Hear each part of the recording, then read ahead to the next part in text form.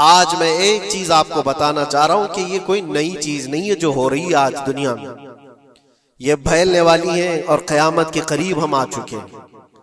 ہو سکتا ہے دنیا پوری جنگوں کے لپیٹ میں ہو، جو رسول پاک صلی اللہ علیہ وسلم نے ارشاد فرمایا قتل اتنا بڑھ جائے گا کہ 100 لوگ ہوں تو 99 مر جائیں گے، ایک بچ جائے گا۔ قتل اتنا بڑھ جائے گا، یہ جنگ کی آگ ہو سکتا ہے آس پاس سب پھیل جائے، جس کی وجہ سے اس وبا میں، اس بلا میں سب ملوث ہونے لگ جائیں گے۔ اور ایک بات یہ بھی یاد رکھو، چاہے جیسی بھی حکومت ہو، تاریخ پوری اٹھا کر کے دیکھنا، ظلم کے بعد جو غرور و تکبر میں آ کر فرعون بننے کی کوشش کرتا ہے، اس کا انجام اللہ تعالیٰ بہت بھیانک فرماتا ہے۔ برادران ملت اسلامی، السلام علیکم ورحمۃ اللہ وبرکاتہ۔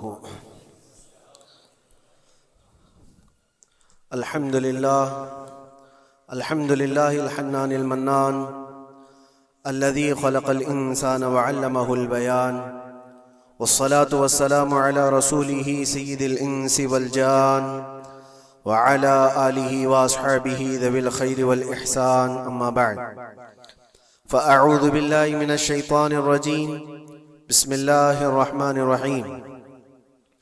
وضربت عليهم الذلة والمسكنة وباءوا بغضب من الله، ذلك بأنهم كانوا يكفرون بآيات الله ويقتلون النبيين بغير حق، ذلك بما عصوا وكانوا يعتدون، صدق الله مولانا العظيم۔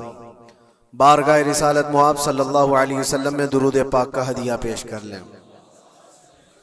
اللہم صل علی سیدنا و مولانا محمد معدن الجود والکرم وآلہ واصحابہ الکرام وابنہ الکریم وبارک وسلم صلاة دائمة سرمدا ابدا۔ اقبال نے کہا ہے، ستیزہ کار رہا ہے ازل سے تا امروز، شرار ابو لہبی سے چراغ مصطفی۔ مطلب یہ ہے کہ شروع کے دنوں سے ہی اس کائنات میں، اس دنیا میں ایک معرکہ چلتا آ رہا ہے۔ معرکہ مطلب جنگ، مقابلہ۔ وہ کس چیز کا ہے؟ اقبال کہتا ہے ستیزہ کار رہا ہے ازل سے تا امروز، شروع سے لے کے آج تک ایک مقابلہ چلتا آ رہا ہے۔ وہ مقابلہ کس کا ہے؟ شرار ابو لہبی سے چراغ مصطفی کا۔ مصطفیٰ کریم صلی اللہ علیہ وسلم کی چراغ کی روشنی کا مقابلہ ابو لہب کی شرارتوں کے ساتھ۔ تو ایک تو یہ کہ استعارہ ہے، اس سے پہلے بھی فرعون و موسیٰ کا، نمرود و ابراہیم کا علیہم السلام، یہ مقابلہ اس روئے ارضی پر چلتا رہا اور حق و باطل کے معرکے ہوتے رہے اور ہوتے بھی رہیں گے۔ فی زمانہ ہم جو حالات دیکھ رہے ہیں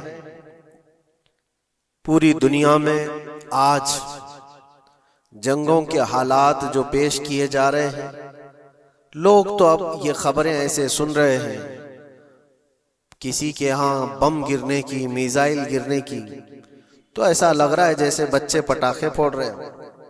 لوگ یہاں خبریں لے کر کے مزے لے لیتے ہیں، پھر فارورڈ کر دیتے ہیں۔ موت اتنی آسان ہو گئی ہے کہ اللہ کے نبی صلی اللہ علیہ وسلم نے 1400 سال پہلے یہ ارشاد فرمایا تھا کہ ایک زمانہ آئے گا کہ حرج بڑھ جائے گا۔ تو صحابہ نے پوچھا تھا یہ حرج کیا ہے؟ تو حضور اکرم صلی اللہ علیہ وسلم نے ارشاد فرمایا تھا کہ قتل بہت زیادہ ہوگا، ایک دوسرے کا قتل اتنا زیادہ ہونے لگے گا کہ لوگ اس کی پرواہ بھی نہیں کرتے۔ آج مجھے آج بتاؤ، دنیا پوری بہت سارے ایشوز پر بیٹھکیں کر رہی ہے، گلوبل وارمنگ پہ ہے، دنیا میں انوائرمنٹ کی چینجنگ پر، موسم کا تاپمان بڑھ رہا ہے، اس پر میٹنگیں ہو رہی ہیں، بڑی بڑی تنظیمیں بیٹھتی ہیں۔ یہ ڈھکوسلا ہے یہ دنیا کا، یہ مغربی دنیا، ویسٹرن کنٹریز کا دکھاوا ہے۔ یہ اینیمل لاورز کو بھی باہر لے کر کے آتے ہیں، ان کو بہت زیادہ کوریج دیا جاتا ہے۔ یہ کتے سے پیار کرنے والا ہے، یہ مرغی سے پیار کرنے والا ہے۔ ظالموں، 40,000 نہیں 50,000 لوگوں کو فلسطین میں تم نے ناحق مار دیا، اس پر کوئی بیٹھک نہیں کرتے۔ موت اتنی آسان ہے انسانوں کی، جنگ جس سے ہے، مقابلہ جس سے ہے، تمہارا آپس میں برابر کی طاقت کا مقابلہ ہو تو سمجھ میں آئے کہ ایک دوسرے کی فوجوں سے مقابلہ ہے، ادھر کی فوج بھی مر رہی، ادھر کی فوج بھی مر رہی ہے، لیکن نہتے بچوں کا کیا قصور؟ بلکہ وہ گود میں آئے ہوئے ابھی جنہوں نے شعور کی آنکھیں بھی نہیں کھولی، دودھ پیتے بچوں کے جو قتل ہوئے ہیں۔ تاریخ میں آپ نے پڑھا ہوگا فرعون نے 12,000 بچوں کا قتل کیا تھا، صرف اس گمان سے کہ اس نے خواب دیکھا تھا بنی اسرائیل میں ایک بچہ پیدا ہوگا جو اس کی سلطنت کو ہلاک کر دے گا۔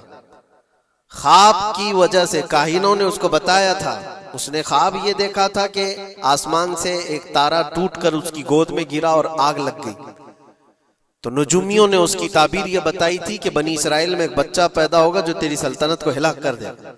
اس ڈر سے بنی اسرائیل میں جو بھی بچہ پیدا ہوتا اس کو قتل کرتا تھا۔ اس نے تقریباً 12,000 بچوں کو قتل کر دیا تھا، اس ڈر سے کہ وہ بچہ تو نہ پیدا ہو جائے جو میری سلطنت کو ہلاک کرنے والا ہے۔ اور وہ موسیٰ علیہ السلام تھے، پیدا بھی ہوئے اور فرعون کے گھر میں ہی پلے، اللہ کا نظام ہے۔ لیکن میں یہاں اس لیے بتا رہا ہوں، فرعون ظلم میں پوری دنیا میں مشہور ہے، وہ عورتوں کو بھی ظالم اس طرح سے مارا ہے کہ جس کی تاریخ میں مثال نہیں ملتی۔ لیکن میں نے اپنی زندگی میں دیکھا، آج کے زمانے میں اسرائیل نام سے ایک ناجائز حکومت پر قابض شخص نے 12,000 نہیں 50,000 لوگوں کو سال بھر میں قتل کر دیا۔ یہ تاریخ کا بھیانک چہرہ ہے۔ آج لوگ اس کو ہلکے میں لے رہے ہوں گے، نیوز والے ایک طرفہ رپورٹ کرتے ہیں کیونکہ ان کو ان کے باپ داداؤں سے ڈر ہے، جہاں کی کھاتے ہیں وہاں کی گاتے ہیں، لیکن بعد کو یہ سچائیاں جنریشن میں منتقل ہوتی رہیں گی، کبھی تو آئے گا کوئی انصاف کی نظر رکھنے والا۔ اور انسانیت کا قتل کتنا بڑا قتل ہے، ایک شہر کے 50,000 لوگوں کو قتل کر دینا، اور ایسے کہ وہاں کی عمارتیں پورے راکھ کے ملبے میں چلی گئی، صدیاں لگ جاتی ایک شہر کو بسنے میں، ایک گھر کو بنانے میں آدمی کی اپنی زندگی گزر جاتی ہے، کیا کیا ارمانوں سے گھر بناتے ہیں، لیکن ایک پل میں کسی کا گھر اجاڑ دیا، اس کے سامنے تڑپتے ہوئے اس کے باپ کی لاش ہو، ماں کی لاش ہو۔ وہ تصویریں کہ آپ نے نہیں دیکھی کہ ایک باپ چھوٹی سی بیٹی کو لے کر کے دوڑ رہا ہے تو اس کا بیٹا الگ پیر اور ہاتھ جلے ہوئے بم سے تڑپ رہا ہے، وہ کس کے درد کو دیکھے۔ یہاں تک کہ میں نے دیکھا کہ بیٹی کو باپ یہ نصیحت کر رہا ہے، تھوڑا اور صبر کر لے بیٹا، شہادت ملنے والی ہے۔ کون کرتا ہے یہ؟ موت سے پہلے اپنے بچے کو اتنی تلقین کر دے، حالات ایسے۔ دوسرے ایک کہ وہاں پر کھانے پینے کی ایڈ کوئی جا نہیں سکتی، اس پر پابندی، دوائیاں نہ جائیں اس پر پابندی۔ دنیا کا کوئی قانون اس چیز کو جائز ٹھہراتا ہے؟ مجھے بتاؤ، آتنکواد کا راگ الاپنے والے ان باتوں کو کیا کہیں گے؟ انسانیت اگر کہیں ہے تو اس کا تصور تو کرو۔ کسی کے فنڈامنٹل رائٹس ہوتے ہیں، بیسک رائٹس ہوتے ہیں، کھانا پینا یہ اس کا انسانی حق ہے۔ دشمنی تم سے جن کی ہے ان کے ساتھ مقابلہ کرو، عام شہریوں کے ساتھ نہیں۔ مخبر صادق رسول اکرم صلی اللہ تعالی علیہ وسلم کی تعلیمات دیکھو، جہاد کو لے کر جو پروپیگنڈا تم پھیلاتے ہو اور ہر چیز کو جہاد کا لفظ دے کر کے ایک ایسا نیریٹو کریٹ کرتے ہو کہ لوگوں کے دماغ میں ایک پروپیگنڈا پھیل جائے۔ آؤ میں سناتا ہوں، رسول پاک صلی اللہ تعالی علیہ وسلم جب صحابہ جہاد میں جاتے تو ان کو کن باتوں کی تلقین کرتے تھے؟ سب سے پہلے مجاہدین صحابہ سے کہتے جس جگہ تم جا رہے ہو مقابلہ تمہارا جن کے ساتھ ہے انہی سے مقابلہ کرنا، جو تمہارے خلاف تلوار اٹھائے اس کے خلاف تم تلوار اٹھاؤ، اور راستوں پر بیٹھے ہوئے بوڑھوں کو ہاتھ نہ لگانا، کسی عورت کے ساتھ چھیڑ چھاڑ نہ ہو، حاملہ عورتیں اگر قید میں آ جائیں تو انہیں چھوڑ دینا، یہ حضور پاک صلی اللہ علیہ وسلم کی تعلیمات ہیں۔ حتیٰ کہ رسول کریم صلی اللہ علیہ وسلم نے فرمایا جس شہر میں تمہارا غلبہ ہو جائے، تم غالب آ گئے وہاں کی فوج پر، تو وہاں کے رہنے والوں کے بچوں کو نہ ظلم کرنا، ان کو نہ پکڑنا۔ پھر تعلیمات میں یہ ہے وہ چاہے جس مذہب کے بھی لوگ ہیں ان کے معبدوں کو، ان کی عبادت گاہوں کو ختم نہیں کرنا، ان کی عبادت گاہوں کو توڑ پھوڑ نہ کرنا جس شہر میں تم جا رہے ہو۔ یہاں تک کہ حضور اکرم صلی اللہ علیہ وسلم کی تعلیمات تو دیکھو، حضور یہ تک فرماتے تھے مجاہدین صحابہ کو کہ جس شہر میں تم جا رہے ہو وہاں کے درختوں کے پتے بھی نہ اکھاڑنا، درختوں کو بھی نہ نقصان پہنچانا۔ جنگی تعلیمات کو آج کوئی نظر میں نہیں رکھتا ہے۔ دنیا کہتی ہے کہ جنگ کے دوران بھی کچھ اصول ہوتے ہیں، لیکن کوئی اصول نہیں۔ ہم نے دیکھا ہے جس کی طاقت ہے اس کا بول بالا ہے، یہ دنیا ان کے خلاف کبھی کوئی بات نہیں کرتی۔ آج سے تقریباً 20 سال پہلے بھی عراق کی کیا حالت تھی آپ نے دیکھا ہوگا، ایک جھوٹے پروپیگنڈے کی وجہ سے پورے عراق کو تباہ کیا گیا، آج تک وہ سنبھل نہیں پایا ہے۔ نیوکلیئر پاور عراق کے اندر موجود ہے، اس کے ری ایکٹر وہاں پر موجود ہے، کیا کیا چیزیں اس زمانے میں پھیلائی گئی، سوشل میڈیا تو نہیں تھا اتنا، دنیا نے یہ مان لیا کہ ہاں دادا کہہ رہا ہے تو ہوگا، اور حملہ کیا اسی بنیاد پر۔ 20 سال ہو گئے آج تک عراق میں کوئی نیوکلیئر پاور پلانٹ نہیں نظر آیا، کہیں نہیں۔ ایک جھوٹے پروپیگنڈے کی وجہ سے وہاں کے کتنے لاکھ لوگوں کو بے گھر ہونا پڑا ہے پتہ ہے۔ کچھ جگہ ایسی ہیں جہاں بم برسائے گئے، آج تک وہاں کوئی سبزہ نہیں اگتا، کوئی وہاں پر فصل نہیں ہوتی۔ میں نے خود اپنی آنکھوں سے دیکھا ایک نیا میدان جس پہ لوگ فٹ بال کھیلتے تھے، چند سالوں کے بعد دیکھو تو پورا میدان قبروں سے بھرا ہوا ہے، قبریں ہیں وہاں پر، پوری قبریں، لوگوں کو جنازہ اٹھانے کے لیے لوگ نہیں ملتے، موت اتنی عام کر دی گئی تھی۔ ان باتوں کو کوئی کہتا ہے؟ آپ نے سنا کبھی ابو غریب جیل کے متعلق؟ قیدیوں کے ساتھ جو وحشیانہ سلوک کیا ان گوروں نے، اللہ کی پناہ، بہت سخت قسم کے، دنیا میں بدنام زمانہ جیل اس کو کہا جاتا ہے۔ ہر طرح کی وہاں پر قیدیوں کے ساتھ آزمائشیں ہوئی، ہر طرح کی، ان پر کتے چھوڑ دینا، ان کی شرمگاہیں کاٹنا، ان پر پیشاب کرنا، ہر چیز جو انسانیت سوز ہے، انسانیت کو جلا دینے والی، یہ ساری حرکتیں کی گئی۔ دنیا خاموش ہے اس سلسلے میں۔ کیوں؟ سپر پاور کے 1000 گنا بھی ہضم کر لیے جاتے ہیں۔ چھوٹا ملک یا غریب آدمی کوئی بات کرے تو سارے اس پر ٹوٹ پڑتے ہیں۔ آج میں ایک چیز آپ کو بتانا چاہ رہا ہوں کہ یہ کوئی نئی چیز نہیں ہے جو ہو رہی ہے آج دنیا میں، یہ پھیلنے والی ہے اور قیامت کے قریب ہم آ چکے ہیں۔ ہو سکتا ہے دنیا پوری جنگوں کے لپیٹ میں ہو، جو رسول پاک صلی اللہ علیہ وسلم نے ارشاد فرمایا قتل اتنا بڑھ جائے گا کہ 100 لوگ ہوں تو 99 مر جائیں گے، ایک بچ جائے گا، قتل اتنا بڑھ جائے گا۔ یہ جنگ کی آگ ہو سکتا ہے آس پاس سب پھیل جائے، جس کی وجہ سے اس وبا میں، اس بلا میں سب ملوث ہونے لگ جائیں گے۔ اور ایک بات یہ بھی یاد رکھو، چاہے جیسی بھی حکومت ہو، تاریخ پوری اٹھا کر کے دیکھنا، ظلم کے بعد جو غرور و تکبر میں آ کر فرعون بننے کی کوشش کرتا ہے، اس کا انجام اللہ تعالیٰ بہت بھیانک فرماتا ہے، بہت بھیانک انجام ہوتا ہے۔ اب کے ظالم بھی اپنے انجام کے بہت قریب آ چکے، انہوں نے ظلم اتنا کیا ہے، وہ بچوں کی آہیں، وہ عورتوں کی چیخیں کیا بارگاہ رب العزت میں نہ پہنچی ہوں گی؟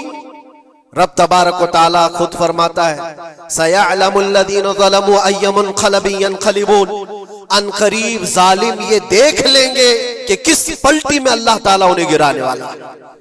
جو جال وہ اپنے دشمنوں کے لیے بنتے ہیں، اللہ تعالیٰ اسی جال میں ان کو پھنساتا ہے۔ آج دیکھنا آپ، تاریخ کی سچائیاں آپ کو اس بات کا جواب دیں گی۔ ظالم یہ سمجھتا ہے کہ میں خدا کے برابر ہو چکا، مجھے کوئی بھی ہلاک نہیں کر سکتا، اللہ تعالیٰ فرماتا ہے اینما تکونوا یدرککم الموت ولو کنتم فی بروج مشیدہ، تم مضبوط قلعے میں کیوں نہ بیٹھے ہو، موت تمہارے پاس آ کر پکڑ لے گی۔ اور رب تبارک و تعالیٰ کے لیے کوئی چیز ناممکن ہے۔ لوگ آج ہوا بناتے ہیں کہ ایئر ڈیفنس سسٹم اتنا بڑا ہے کوئی کچھ نہیں کر سکتا، ایک چھوٹے سے پدے سے ایک ناجائز کنٹری کو محفوظ دکھانے کے لیے دنیا پتہ نہیں کیا کیا باتیں وائرل کرتی ہے۔ اسرائیل کے پاس آئرن ڈوم ہے، ایئر ڈیفنس سسٹم اتنے بڑے ہیں، کوئی نہیں آ سکتا۔ وہ خدا ہے؟ کوئی خدا ہے؟ لیکن دنیا آج دیکھ رہی ہے، بہت ساری چیزوں کو دیکھ رہی ہے۔ مجھے یہاں پر کسی کے سلسلے میں نہیں کہنا ہے، لیکن ایک بات کہنا ہے کہ نشہ میں چور، گھمنڈ میں چور جو بندہ ہوتا ہے، اللہ تعالیٰ کبھی اس کو مچھر سے بھی ہلاک کرتا ہے۔ بہت بڑی طاقت کا اس سے مقابلہ ہونا ضروری نہیں، تمہارے پاس ہوگا بہت بڑا سسٹم، لیکن رب تبارک و تعالیٰ جب انتقام لے لے تو پھر تمہارے لیے بہت بڑی طاقتوں کی ضرورت نہیں۔ آپ کو میں تاریخ بتاؤں، عراق میں نمرود ایک زمانے میں اس طرح کی حرکت کیا تھا کہ اس نے ایک بہت بڑی عمارت بنائی تھی، اور اس کے مطابق بات یہ تھی کہ وہ 1000 لوگوں سے تنہا لڑ سکتا تھا، اتنی اس کی طاقت تھی۔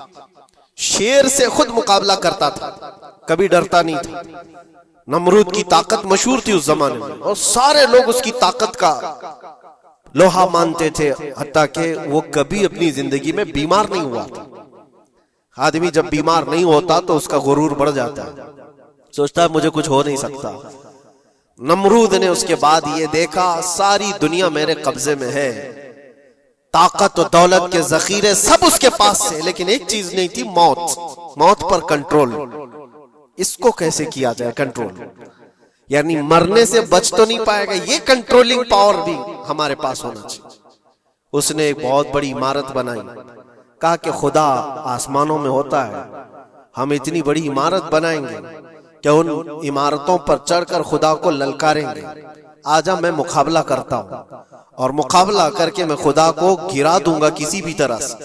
اگر مجھ سے نہ ہو سکے تو پوری فوج کو تیار کروں گا، خدا سے لڑائی لڑ کر کے ایک بار وہ موت اور حیات کا پاور اپنے ہاتھ میں لے لیں گے، پھر ہم کو جب تک چاہے جینا ہے۔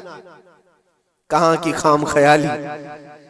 لیکن اس نے بنایا، پوری دنیا بھر سے لوگوں کو جمع کیا، سب کی زبان ایک بنایا، سب کی کرنسی ایک بنایا، ساری اس پوری دنیا کے لوگ اس کی فوج میں، سب کو یہ باور کرانا شروع کیا کہ ہماری لڑائی ہے دنیا سے نہیں، ہماری لڑائی کریٹر سے، خالق سے۔ ہم اس سے پاور چھین لیں گے ایک بار، اور پھر اپنے ہاتھ میں موت و حیات کا کنٹرول رکھیں گے۔ جس کو جتنی لمبی عمر چاہیے میں دوں گا، جس کو جب تک جینا ہے میں دوں گا، ازل سے لے کر ابد تک۔ یہ سارے خیالات اس کے تھے، اور اس نے جمع کیا، عمارت بھی بنایا، فوج بھی تیار کیا۔ کیا رب تبارک و تعالیٰ یہ نہیں دیکھ رہا تھا؟ اس کی تیاری، اس کا جمع کرنا، اس کی عمارت بنانا، بہت دنوں تک یہ سب کام چلتا رہا۔ رب تبارک و تعالیٰ کسی سے غافل نہیں، دلوں میں گزرنے والے حالات سے بھی بے خبر نہیں، لیکن بندے کو رب تبارک و تعالیٰ ڈھیل دیتا ہے۔ قرآن میں رب تعالیٰ فرماتا ہے وَلَا يَحْسَبَنَّ الَّذِينَ كَفَرُوا أَنَّمَا نُمْلِي لَهُمْ خَيْرٌ لِأَنفُسِهِمْ إِنَّمَا نُمْلِي لَهُمْ لِيَزْدَادُوا إِثْمًا۔ کافر جو ان کو ڈھیل ملی ہے یہ نہ سمجھیں کہ ہم نے جو ان کو چھوڑ رکھا ہے ان کے لیے بہتر ہے، بلکہ اس لیے ہم چھوڑ رکھیں کہ وہ اور زیادہ کریں، اور زیادہ کریں، لیزدادوا اثما ولہم عذاب مہین، پھر ہم ذلت والا عذاب انہیں دینے والے ہیں۔ یہ مت سمجھ لو کہ رب تبارک و تعالیٰ ان سب چیزوں سے بے خبر ہے۔ نمرود اتنا سب کرتا رہا، اللہ نے اس کو چھوڑ رکھا، بنا لے لمبی عمارت، بنا فوج بھی بنا لی، ساری چیزیں بنا لیا، مقابلے کے لیے اس نے دن بھی طے کر لیا۔ اس کے بعد اس کو خدا سے لڑائی لڑنی تھی، کہاں خدا تک پہنچنے کی بات، لیکن بندہ جب غرور و تکبر میں آتا ہے تو وہاں تک بھی سوچتا ہے، اسے موت پر کنٹرول حاصل کرنا تھا، بس یہ ایک چیز تھی۔ پھر جب وہ دن آیا، کتابوں میں ملتا ہے اللہ تبارک و تعالیٰ نے فرشتے اس کی جو تعداد ہے اس کا کسی کو علم نہیں. بارش کے جتنے قطرات گرتے ہیں نا، ایک ایک فرشتہ بوند لا کر رکھتا ہے. اب آپ اندازہ کر سکتے ہیں فرشتوں کی تعداد کتنی ہو سکتی. اس میں جو بڑے فرشتے ہیں وہ جبرائیل، میکائیل، اسرافیل اور اسرائیل علیہم السلام، جو سردار ملائکہ ہیں، فرشتے ہیں. ان کے اپنے اپنے کام ہیں، بہت پاورفل فرشتے ہیں. ان کی بات نہیں کر رہا.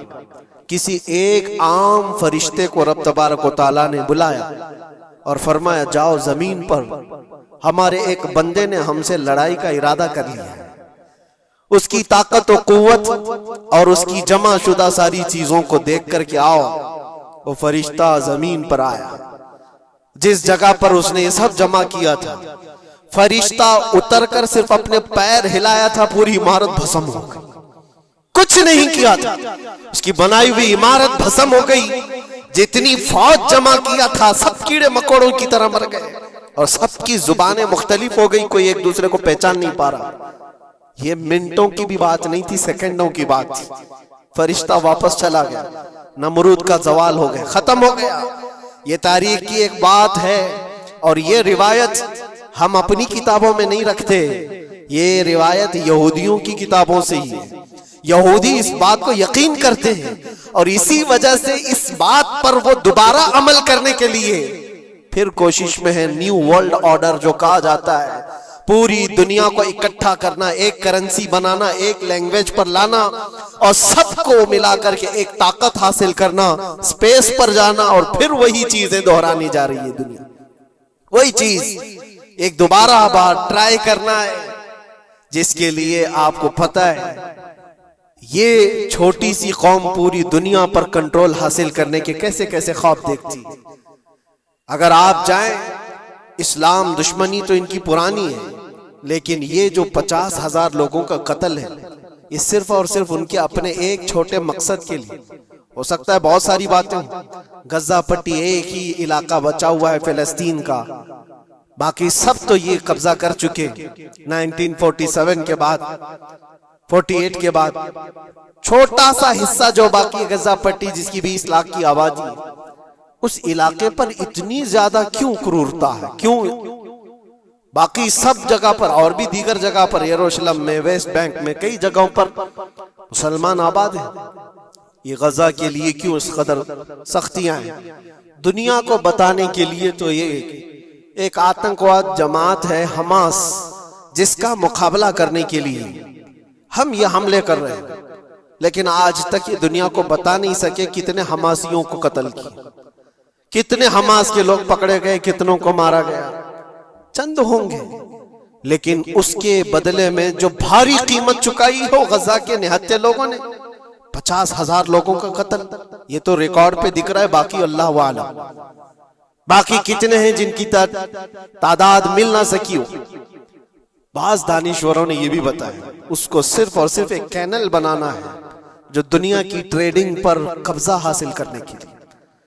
جو سوئس کینال ہے ایجپٹ کا، جس سے میڈیٹرین سی سے لے کر کے گزرتے ہیں، 2 سمندروں کو جوڑنے کے لیے ایک کینل ہے مصر میں، ایجپٹ میں، جہاں سے ایجپٹ ہر گزرنے والے جہاز سے ٹیکس لیتا ہے، ہر گزرنے والے جہاز سے ایک بھاری قیمت لیتا ہے، جس سے ٹریڈنگ پر اثر بھی رہتا ہے.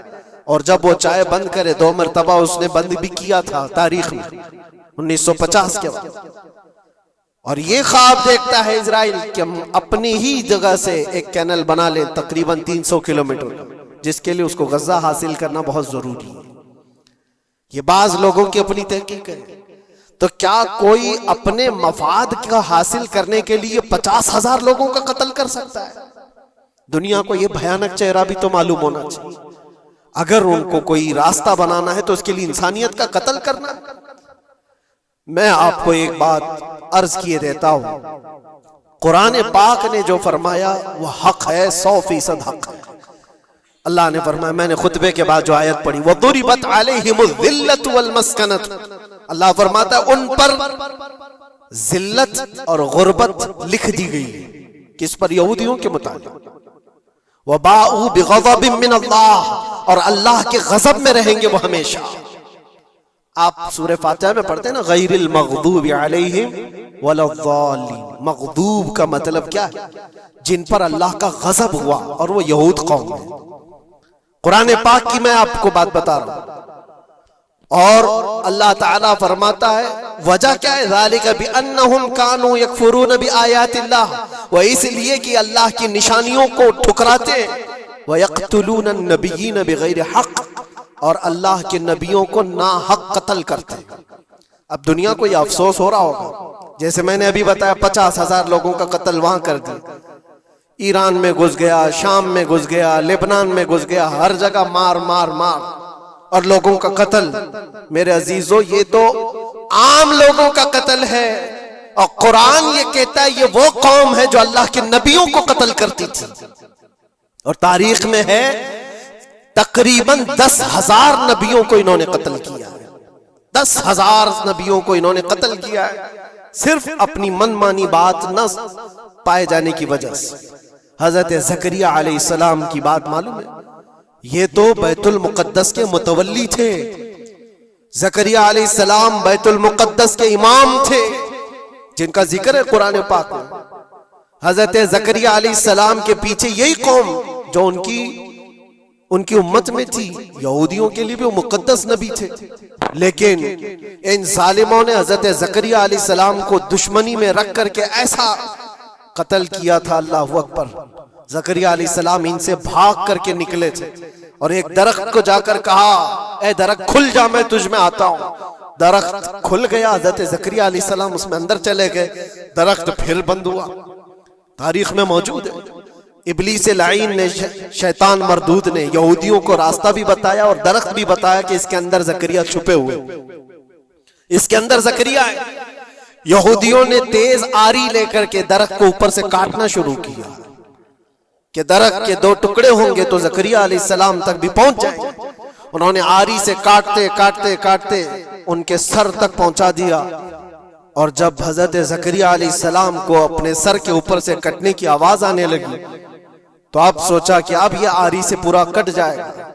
اللہ تعالیٰ کی طرف سے ندا آئی اے زکریا صبر کر لو، اگر تم اس پر آواز نکالو گے تو صبر والوں میں سے تمہارا نام نکل جائے گا. یہاں تک کہ تاریخ میں ہے وہ یہودیوں نے آری سے کاٹتے کاٹتے حضرت زکریا علیہ السلام کے سر کو چیر دیا اور جسم کے 2 ٹکڑے ہو گئے. اللہ کے نبی خاموش رہے، صبر کر کے رہ گئے. ان کے بیٹے یحییٰ علیہ السلام نے یہودیوں کے ایک گورنر یا بادشاہ کو یہ کہا تھا کہ ایک نکاح میں 2 بہنوں کو رکھنا جائز نہیں. اس نے 2 بہنیں ایک ساتھ اپنی زوجیت میں رکھا تھا. صرف اتنی بات پر حضرت یحییٰ علیہ السلام صرف 33 سال کے جوان تھے. اس یہودی ظالم نے یحییٰ علیہ السلام کے سر کو کاٹ کر کے برتن میں لا کر ناشتے میں رکھا تھا. اللہ کے نبی کی بات کر رہا ہوں. اللہ کے نبی کے سر کو کاٹ کر تشت پہ رکھا تھا.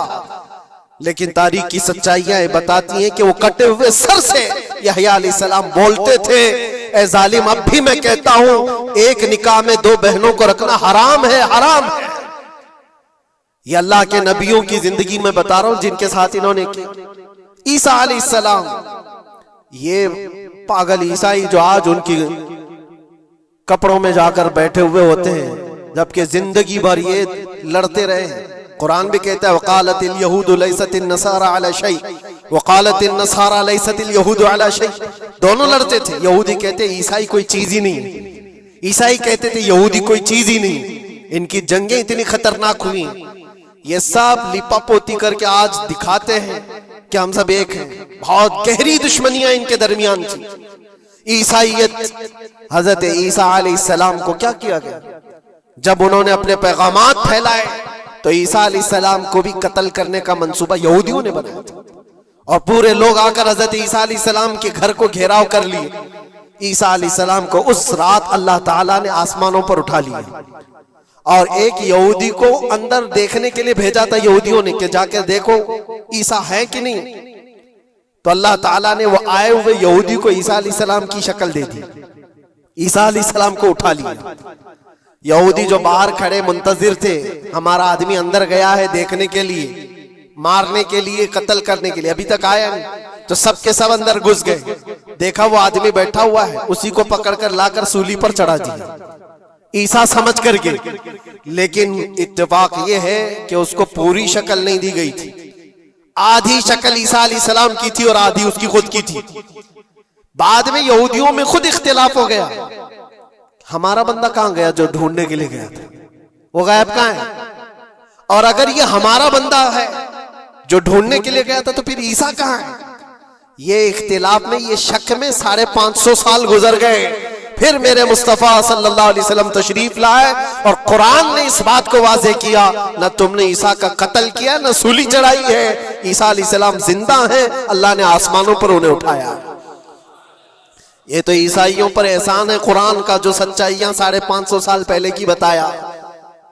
میرے عزیزوں, یہ تاریخ میں آپ کو بتا رہا ہوں, نبیوں کا قتل کرنے والی قوم, ان کے سامنے عام انسان کیا مانے رکھتے ہیں؟ یہ دنیا کی ساری قوموں کو حقیر سمجھنے والی قوم, دنیا کے پورے ذخیروں کو اپنی ملکیت سمجھنے والی قوم. ان کا عقیدہ ہے یہ, دنیا کا جتنا گولڈ ہے, جتنا سونا ہے, اس پر صرف اور صرف ان کی قوم کا قبضہ ہونا چاہیے, پوری دنیا کو. آپ کو پتا ہے مدینہ طیبہ میں حضور پاک صلی اللہ علیہ وسلم کی آمد سے پہلے یہ سب کے سب مدینے میں بسے ہوئے تھے. 550 سال سے انتظار کر رہے تھے حضور کے آنے کا. دوسری قوموں کو ڈراتے تھے, کیوں؟ ان کی کتاب میں موجود تھا آخری نبی کے آنے کی ساری باتیں موجود تھی. آخری نبی آئیں گے, ان کے ماننے والوں کا غلبہ ہوگا, وہ اپنے نور نبوت سے لوگوں کے دلوں کو پاک کریں گے. ان کی شکل بھی بتائی گئی تھی تورات میں, ان کے آنے کی جگہ بھی بتائی گئی تھی. پورے حجاز میں کھجوروں کا جھنڈ ایک علاقہ ہوگا جہاں یہ نبی آئیں گے, اور وہ مدینے کے علاوہ کوئی جگہ ہی نہیں تھی. یہودی یہ سب چیزیں دیکھ کر حضور کے آنے سے 550 سال پہلے سے انتظار میں تھے, وہ نبی یہی آئیں گے, یہی آئیں گے. اور دوسری قوموں کو ڈراتے تھے, ہم سے مت الجھنا, آخری نبی آنے والے ہیں ہمارے, اور اس نبی کے آنے کے بعد پھر ہم چن چن کر تم سے بدلہ لیں گے. اور جب کبھی مصیبت آتی تو اللہ سے دعا بھی یہ کرتے تھے کہ اللہ وہ آخری نبی جو ہمارے علاقے میں آنے والے ہیں, ان کے صدقے میں تو ہماری بلاؤں کو دور کر دو. یہ وہ قوم ہے جو حضور آخر النبیین صلی اللہ علیہ وسلم کے انتظار میں وقت کاٹ رہی تھی. لیکن ہوا یہ, ان کا عقیدہ یہ تھا کہ آخری نبی تو بنی اسرائیل میں ہی پیدا ہوں گے, ہمارے خاندان میں پیدا ہوں گے. انہوں نے ٹھیکہ لے رکھا ہے آخری نبی کہاں پیدا ہوں گے یہ فیصلہ کریں گے. اللہ تبارک و تعالیٰ نے آخری نبی ہمارے آقا صلی اللہ علیہ وسلم کو بنی اسرائیل میں نہیں, بنی اسماعیل میں پیدا کیا. اسماعیل علیہ السلام کی اولاد میں پیدا کیا. اور یہ اسماعیل علیہ السلام کی اولاد پورے عرب میں آباد تھی. عرب میں پوری آبادی اسماعیل علیہ السلام کی تھی. مکہ کو آباد کس نے کیا؟ اسماعیل علیہ السلام. اسماعیل علیہ السلام کی اولاد پورے مکہ میں آس پاس سب علاقوں میں آباد. ساری جتنے بھی نسب ہیں وہ اسماعیل علیہ السلام تک پہنچتے ہیں عرب والوں کے. اور یہ یہودی بنی اسرائیل ہے, یعنی یعقوب علیہ السلام کی اولاد میں سے. اور یہ دوسروں کو حقیر جانتے تھے. جب تک یہ لوگ عرب میں تھے, مدینے میں تھے, انہوں نے ہر ایک کو حقارت سے دیکھا. عربوں سے ان کے تعلقات ایسے نہیں تھے, عام لوگوں سے کہتے ہمارے سے بات کرنے کے قابل نہیں ہیں, سب کو امی کہتے تھے, ان پڑھ, جاہل, ایسے الفاظ سے عربوں کو پکارتے تھے. عربوں سے اگر ان کے تعلقات ہوتے بھی تو بڑے بڑے ٹاپ لیڈر جو ہوتے ہیں عربوں کے, بس ان سے تعلقات سے. عام لوگوں کو یہ گنتے ہی نہیں, کچرا کہتے تھے. بنی اسماعیل کو جب یہ کچرا کہتے تھے, اور بنی اسماعیل میں جب آخری نبی پیدا ہو گئے تب کیا کہنے لگے پتا ہے؟ کہتے نہیں, یہ غلط ہو گیا. آخری نبی تو بنی اسرائیل میں پیدا ہونے والے تھے, یہ جبرائیل نے شرارت کیا اور بنی اسماعیل میں جا کر کے نبوت جو تھی. کچھ تو یہ کہنے لگے, کچھ تو کہنے لگے وہ ہے ہی نہیں آخری نبی. لیکن کیسے انکار کرتے؟ قرآن کہتا ہے یعرفونہ کما یعرفون ابناءہم, اس رسول کو وہ ایسے پہچانتے تھے کہ اپنے بیٹوں کو بھی نہیں پہچانتے. ان کے بیٹوں کے صحیح ہونے پر بھی ان کو اتنا یقین نہیں تھا کہ ہمارا ہی بیٹا ہے یا نہیں, لیکن حضور کو دیکھ کر کے یہ یقین تھا کہ آخری رسول ہی. آخری رسول ہونے کی ساری نشانیاں انہوں نے جو پڑھی تھی وہ سب حضور کے پاس موجود تھی. اسی لیے تو میرے عزیزوں, جو صحابہ یہودیت سے اسلام میں آئے انہوں نے سب نشانیاں دیکھی. حضرت سلمان فارسی کی بات بتا رہا ہوں, وہ عیسائیت میں تھے، سالوں انہوں نے عیسائیت میں گزارے، اور انہوں نے بھی یہی سب باتیں سنی تھی۔ یثرب ایک علاقہ ہے حجاز میں، کھجوروں کے باغات کا جھنڈ ہے وہاں پر، آخری نبی وہیں آنے والے ہیں۔ تو یہ کہاں سے آئے تھے؟ سلمان فارسی عراق سے آئے تھے، مدینے میں آ کر غلام بن گئے، ایک کھجوروں کے باغ میں کام کرتے تھے برسوں تک۔ پھر وہ وقت آ گیا جب حضور پاک صلی اللہ تعالی علیہ وسلم مکہ سے ہجرت کر کے مدینے آئے تھے۔ مسجد قباء جہاں ہے وہاں 14 دن تک حضور قیام کیے ہوئے تھے۔ تو وہ باغیچے کا جو مالک ہے، سلمان فارسی کا جو مالک تھا، اس کا بھتیجا آ کر کے خبر دیتا ہے، چاچا سنا ہے ایک نئی خبر، یثرب میں ایک شخص آیا ہے مکہ سے، حسین چہرہ ہے، گلابی رنگت ہے، بولتا ہے تو لوگ سب اس کی طرف دیکھتے ہیں، اور وہ کہتا ہے کہ میں اللہ کا آخری رسول ہوں۔ یہودی کا بھتیجا اپنے چاچا کو یہ خبر دے رہا ہے۔ سلمان فارسی کھجور کے درخت کے اوپر بیٹھے کھجور کاٹ رہے تھے یا صاف کر رہے تھے، یہ خبر سنے کہ وہاں سے چھلانگ لگا کر نیچے آ گئے، جس کے انتظار میں تو سالوں گزار دیا تھا۔ کیا کہا تم نے؟ مالک نے ایک تھپڑ رسید کیا اور کہا تو غلام ہے، آقاؤں کی بات میں دخل اندازی مت کر، جا تو اپنا کام کر۔ لیکن ان کی بے چینی تھی کہ وہ اگر آخری رسول آ چکے تو میری زندگی کا تو مقصد یہی ہے۔ پھر انہوں نے وقت نکالا دن کا اور حضور پاک صلی اللہ علیہ وسلم کے پاس پہنچ گئے۔ جب رسول کریم صلی اللہ تعالی علیہ وسلم صحابہ کے ساتھ موجود تھے، دیکھیں علامتیں جو انہوں نے پڑھی تھی اپنی کتابوں میں، وہ سب جانچنا بھی چاہتے تھے۔ کھجوریں لے کر کے گئے اور کہا یا رسول اللہ یہ قبول کیجیے، یہ صدقہ ہے۔ حضور نے لیا اور سب کو بانٹ دیا، اس میں سے کچھ بھی نہیں کھایا، کیونکہ سلمان فارسی نے یہ پڑھا تھا کہ آخری رسول صدقہ نہیں کھائیں گے۔ ایک نشانی دیکھ لی انہوں نے۔ دوسرے دن آئے، پھر وہ موقع نکالا اور کھجوریں لی اور آئے، حضور سے آ کر کے کہا کہ یہ لیجئے، قبول کیجئے، یہ ہدیہ ہے۔ حضور نے خود بھی کھایا اور سب کو تقسیم کیا، کہا یہ کتاب میں موجود ہے، وہ آخری رسول ہدیے کو انکار نہیں کریں گے، تحائف قبول کریں گے۔ دو علامتیں دیکھی۔ پھر ایک دن، تیسرا دن تھا، رسول پاک صلی اللہ علیہ وسلم ایک جنازے میں تھے، تہبند تھی حضور کے، چادر تھی جسم کے اوپر۔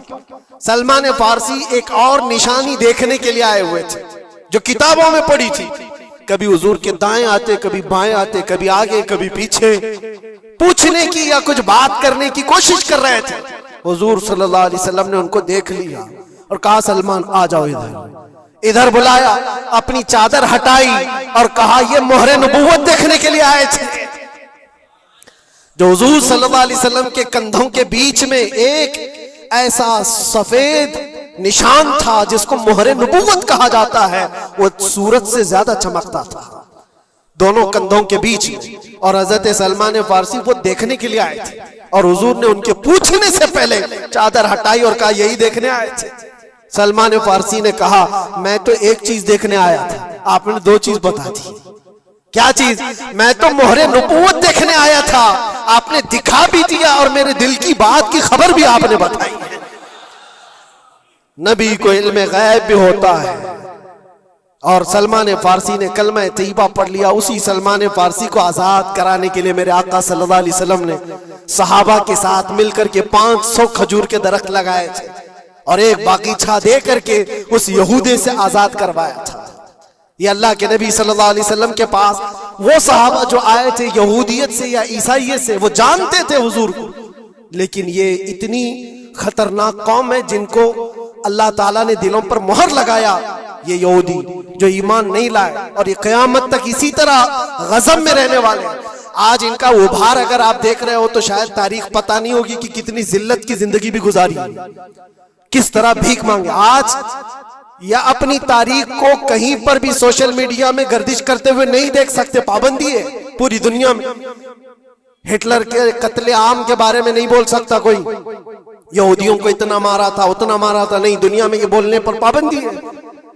ان کے کسی بھی پرانی تصویریں دکھانے پر پابندی ہے۔ آج خود اپنے ملک میں ہونے والے حملوں کی تصویر نہ دکھائی جائے، اس پر پابندی ہے۔ یہ تو تم کب تک عیب چھپاتے رہو گے؟ جہاں سڑن ہوتی ہے بدبو آ ہی جائے گی، اور ان قریب میرے عزیزوں قرآن کی وہ بات یاد رکھو، اللہ نے فرمایا سَيَعْلَمُ الَّذِينَ ظَلَمُوا أَيَّ مُنْقَلَبٍ يَنْقَلِبُونَ، ان قریب ظالم یہ دیکھ لے گا کہ اللہ اس کو کس کھائی میں گرانے والا ہے۔ کیا ابرہا بہت سارے منصوبے بنا کر کعبہ ڈھانے نہیں آیا تھا؟ اللہ نے ابابیل چڑیوں سے اس کو ہلاک کیا تھا، فرعون کو پانی سے غرق کر دیا تھا، نمرود کو مچھر سے ہلاک کر دیا تھا۔ بڑے بڑے طوفانی طاقتوں کے بادشاہ دنیا میں آئے، لیکن اللہ نے ان کو بہت چھوٹی طاقتوں سے ہلاک کیا۔ لوگ آج یہ مقابلہ کمپیریزن کرتے ہوئے بیٹھے رہتے ہیں، ایک طرف ایران ہے، ایک طرف غزہ ہے، ایک طرف سپر پاور حکومتیں ہیں۔ یہ سارے کمپیریزن دنیا کے ہو سکتے ہیں، لیکن رب تبارک و تعالیٰ کی بادشاہت اور اس کی سلطنت جب انتقام پر آ جائے تو پھر میرے عزیزوں کسی ملک کی بھی ضرورت نہیں، صرف ہواؤں سے مولا تعالیٰ طاقتوں کو ختم فرما دیتا۔ دنیا میں پھیلے ہوئے ایک کورونا کو تم قابو میں نہیں کر پا رہے تھے، ایک چھوٹا سا کیڑا ہوگا، ایک بیکٹیریا ہوگا جس کو کنٹرول میں نہ لا سکے اور کروڑوں موتیں ہو گئی۔ کون تھا یہ؟ موتوں پر کنٹرول تمہارے پاس کیوں نہیں آیا؟ سپر پاور طاقتیں بے بس نہیں تھی؟ 2 سال پہلے نہیں دیکھا آپ نے؟ اور رب تبارک و تعالیٰ جب چاہے تو یہ پکڑ ظالموں کے ساتھ فرمائے گا۔ آج کے دور میں دعائیں بھی یہ کرو اور انجام کا انتظار بھی کرو۔ یہ تمہارا بھی امتحان ہے میرے عزیزوں، جو آگ پڑوس میں لگی ہے اس کی چنگاریاں تمہارے گھر کو بھی جلا سکتی ہیں۔ اپنے برے اعمال سے توبہ کرو، اللہ کے غضب سے ڈرو کہ اس کی پکڑ نہ آئے۔ اللہ تبارک و تعالیٰ کہنے سننے سے زیادہ عمل کی توفیق عطا فرمائے۔ اور جو ناحق مارے گئے بچے ہیں، مولا تعالیٰ ان بچوں کو مارنے والے ظالموں کو خطرناک انجام تک پہنچائے، انہیں کیفر کردار تک پہنچائے۔ رب تعالیٰ انہیں عذاب علیم میں گرفتار فرمائے۔ وآخر دعوانا الحمدللہ رب العالمین۔ السلام علیکم۔